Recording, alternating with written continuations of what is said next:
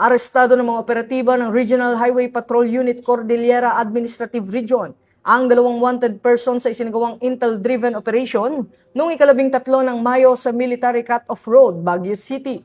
Kinilalang mga naaresto na sina alias Jenny, 30 anyos, at alias Teresa, 69 anyos, na kapwa nahaharap sa kasong paglabag sa Section 5, kaugnay ng Section 26 Article 2 ng Republic Act 9165 o Comprehensive Dangerous Drugs Act of 2002. Isinagawa ang operasyon sa pangunguna ng mga tauhan ng RHPU CAR, katuwang ang PHPT Benguet, matapos matukoy ang lokasyon ng mga akusado.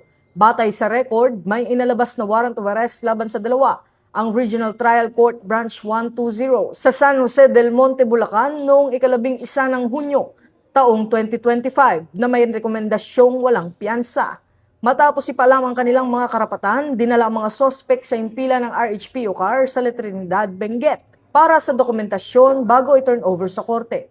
Ito ang bagong PNP para sa bagong Pilipinas, serbisyong mabilis, tapat at nararamdaman. Mula rito sa PNP National Headquarters, ako ang inyong PNN correspondent, Patrolman Don Brosas, alagad ng batas, tagataguyod ng Balitang Pulis.